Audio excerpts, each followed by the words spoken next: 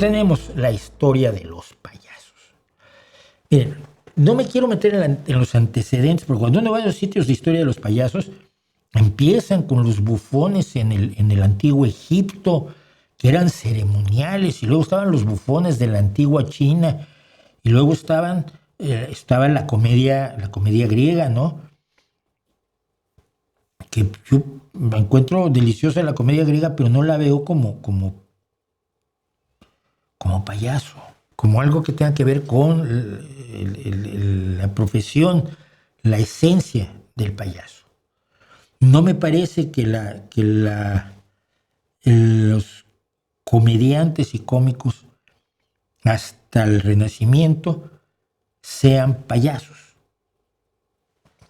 Son gente que se burla, son gente que critica, son gente que hace bromas, son gente que hace malabares muchas veces, que toca instrumentos, sí, cosas que hacen los payasos, pero que no viven en el mundo donde vive el payaso.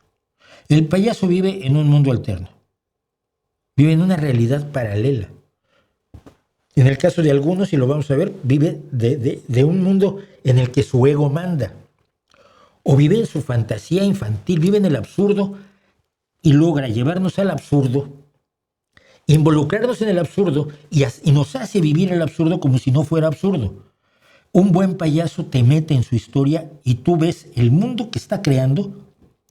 De pronto te descubres a ti mismo viéndolo como si fuera lo normal, cuando no lo es. Pero al mismo tiempo el payaso no solo es crítico de la sociedad o de algunas instancias de la sociedad, de los reyes o de los guerreros, es el espejo de cada uno de nosotros. Nos encontramos personalmente con el payaso, con nuestros defectos, errores, vicios y deficiencias, la lujuria, la ambición, el egoísmo, la burla.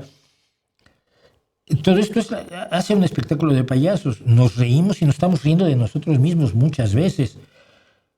Creo que de todos los comediantes, los payasos son la forma más seria de hacernos reír. Y mira que soy fan de grandes comediantes como Monty Python, de grandes maestros del stand-up comedy, pero el payaso está en otro lado.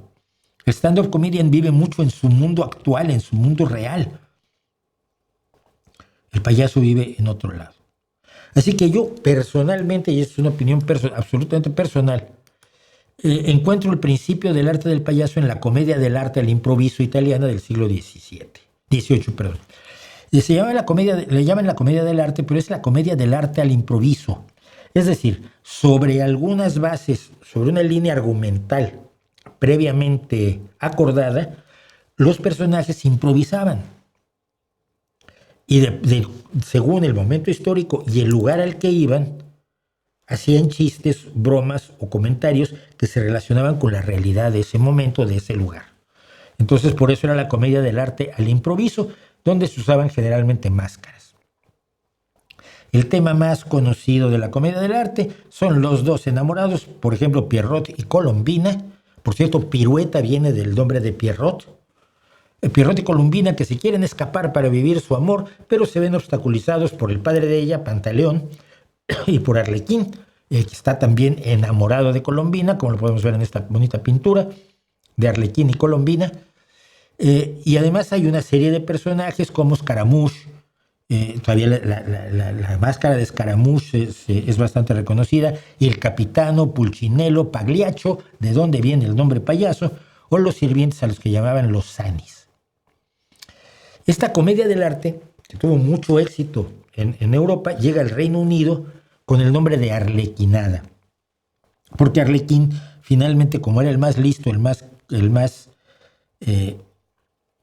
pícaro de los personajes de la comedia del arte, pues el que resulta finalmente más interesante para quien veía la comedia del arte. Y entonces, en el desarrollo de las arlequinadas, que todavía no son payasos,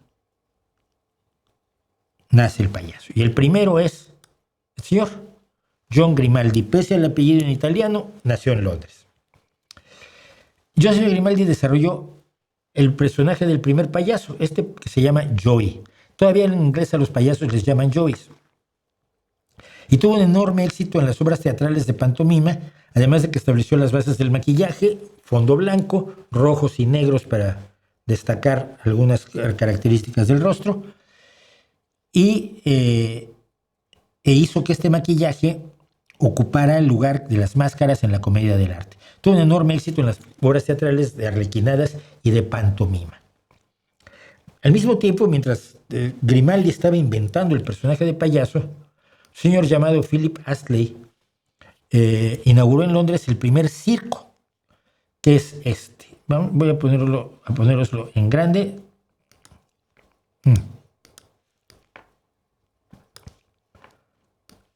Este fue el anfiteatro de Astley, el primer circo de la historia. ¿Y por qué era circular? Porque estaba diseñado, porque Philip Astley era un personaje que hacía trucos ecuestres. Y ese círculo de 42 pies, si mal no recuerdo, de 42 pies de diámetro, era ideal para que los caballos corrieran sin problemas, pero con suficiente fuerza centrípeta para mantenerlo a él a caballo en las maniobras más creativas. El caballo corre inclinado y si tú vas de pie sobre el caballo, no te caes por la fuerza centrípeta. Los 42 pies todavía son el estándar.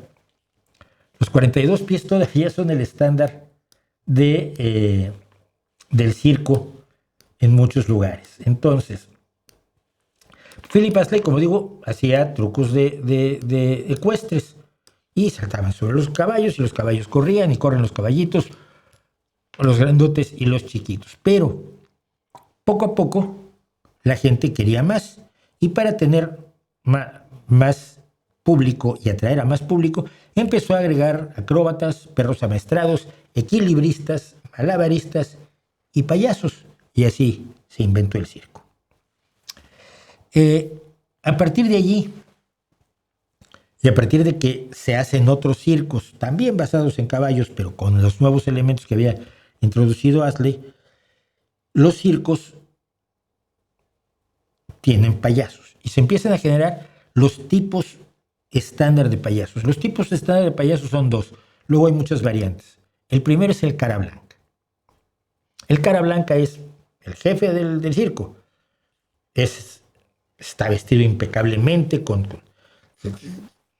brillos y piedras absolutamente preciosas o por lo menos brillantes, de cara blanca resaltada con negro y rojo, como Grimaldi, y que generalmente son muy sofisticados, muy serios, a veces incluso pedantes y pomposos.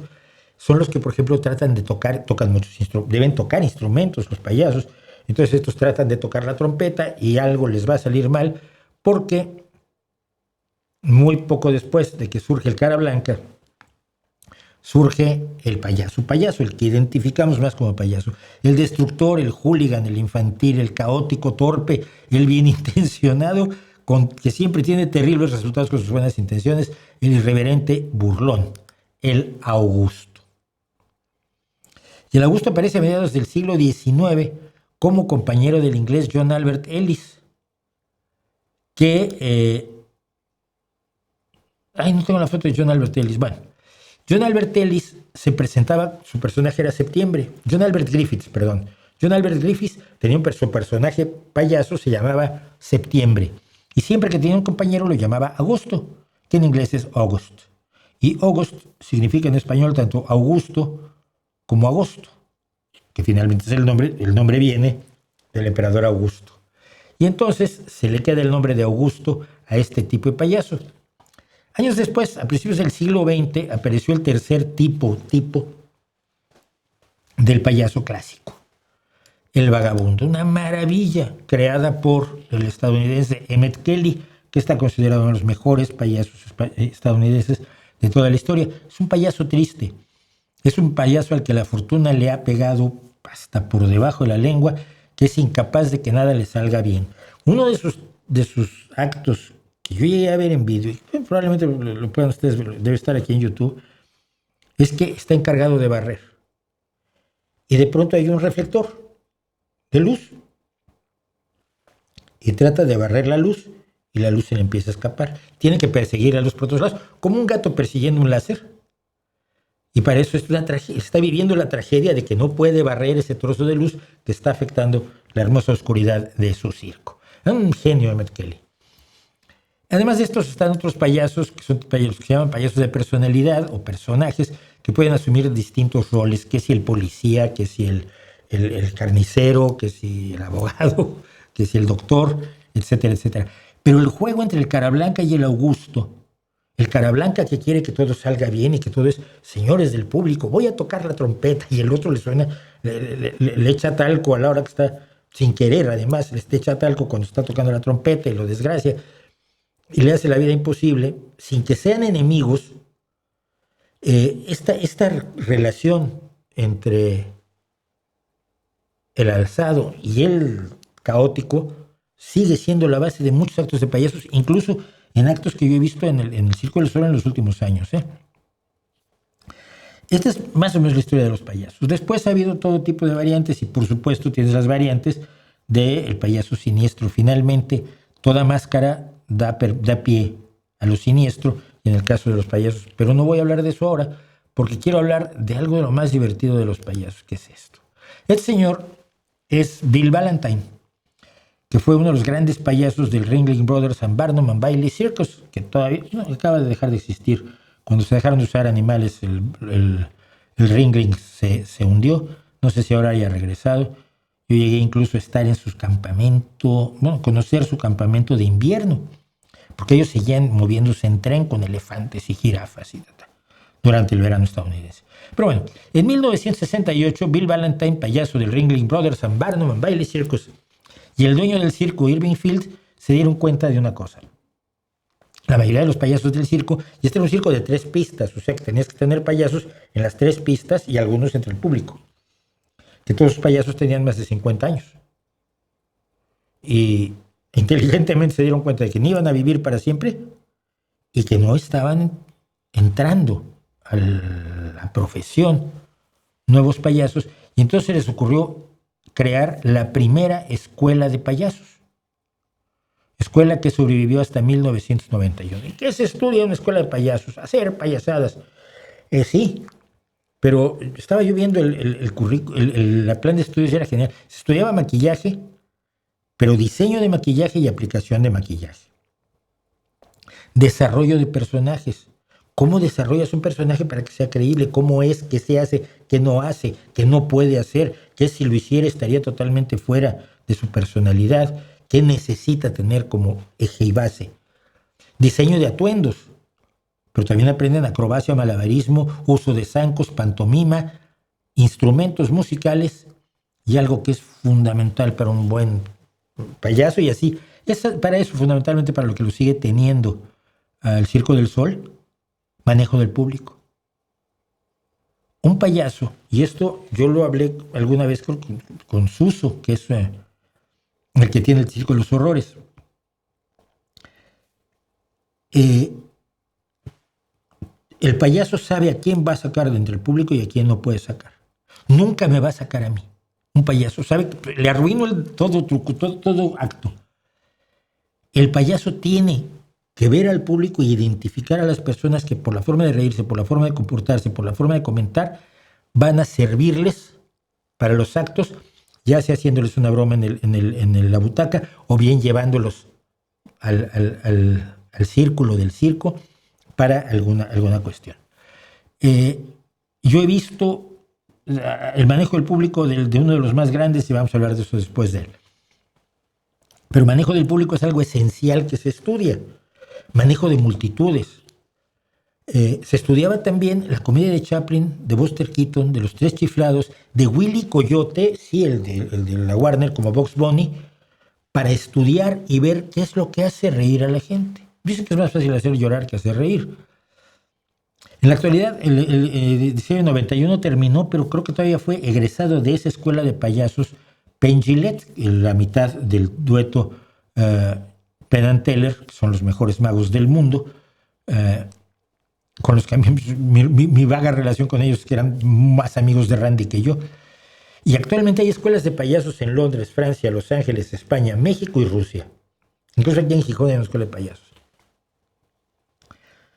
Porque ser payaso es una cosa muy seria y no es de niños. Yo no sé por qué, bueno, la variante del payaso infantil a mí me parece muy bien, pero no la entiendo.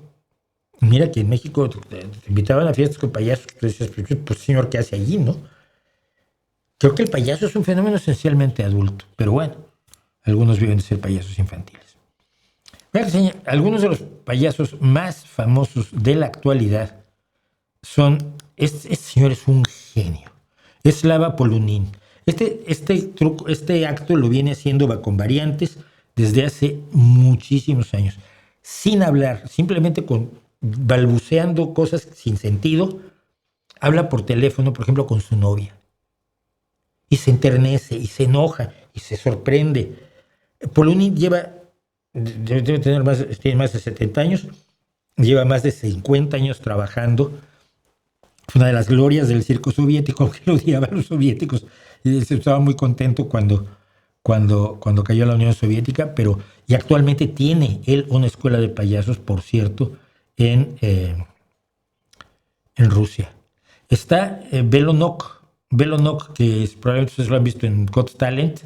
Belonok es acróbata, malabarista y hace cosas así de peligro, aparte de ser un enorme payaso, al que yo he visto con otros payasos en Monte Carlo, donde se hacía, no sé si todavía se hace, un gran festival de Monte Carlo. Uno de mis favoritos, pero absolutamente favoritos, es Hush Mahush, que es ucraniano. Tenemos un ruso, un estadounidense y un ucraniano. Y no sé si Velo no que es estadounidense, ya me entró la duda. Creo que sí. Pero, porque es de familia, muchos son de familia de Belonok, estadounidense, sí, es un estadounidense. Hush Mahush es impresionante y el trabajo que hace con el público es maravilloso. Muchas de sus actos se basan en llevar al público a dos personas a la vez, totalmente distintas, generalmente un señor calvo y una muchacha guapa, a hacer su acto. Pero aparte el tipo es bailarín, toca 20 instrumentos y es un beatboxer de primera. Un beatboxer de primera, el ucraniano. Y finalmente este señor del que yo me encanta hablar, que es David Larible. Cuando yo lo vi todavía existía el Ringling Brothers y estaba en México el Ringling Brothers unas semanas o meses antes de venirme a vivir a España. Y la atracción principal del Ringling Brothers and Barnum and Bailey Circus era David Larible. No he visto nada parecido en toda mi vida. Y he visto a muchos payasos, y adoro a muchos payasos. Pero David Larible, su enorme capacidad de manejo del público, es alucinante.